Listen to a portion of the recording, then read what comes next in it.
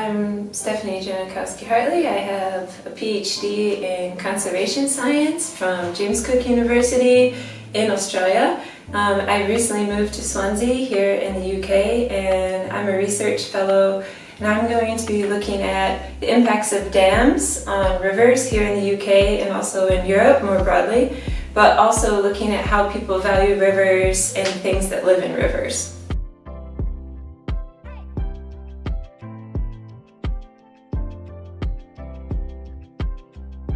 So I'm from the United States originally, and I did an undergraduate degree in a Bachelor of Science, but in Natural Resources Management. And so a lot of the focus was on how we can manage natural systems. And I went on to do a master's degree in that, and I've always had this passion about Australia, which might seem strange, but my dad, when I was a small kid, won me a prize from a fair, which was a koala, stuffed koala, and I had that my whole life. And so then I went to Australia during my master's degree, and I got really interested in working with koalas, and I did that and learned these skills about spatial science. And I guess one thing I would say is that don't be afraid to try different things, and sometimes we have to take little steps forward or maybe a step back and reflect on different things about the steps that we're taking in our career, especially in science. And so after I went to Australia, I realized I really liked this spatial science a lot, started developing those methods, but I wasn't really sure about working on koalas for the rest of my life. But I always had a passion about water, so I kind of broadened that up and focused my PhD on working with water and freshwater ecosystems. And I did that in Australia, and now since then, after my PhD, I've kind of moved around the world doing research in different places and getting to do adventure and explore a bit around that.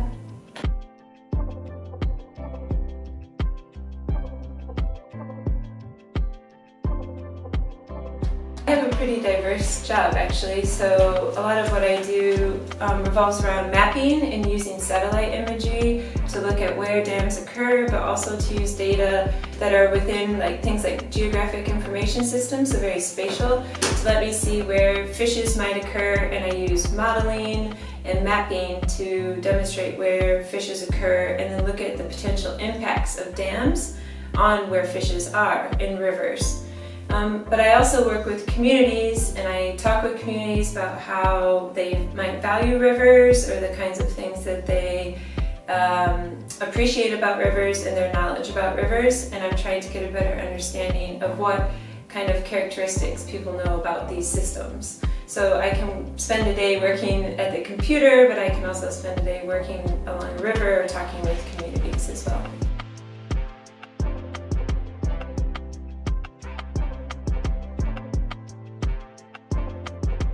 Well, I don't have one direct answer. Sometimes people say oh, they've been inspired since they were a kid, 9 years old, to be a scientist. I always found science interesting, and I had a fabulous biology teacher in high school who really inspired me, Mr. Bartz. But I didn't then go into university thinking I was going to be a biologist, and I didn't even know that studying wildlife or working in nature was an option for a career at that time.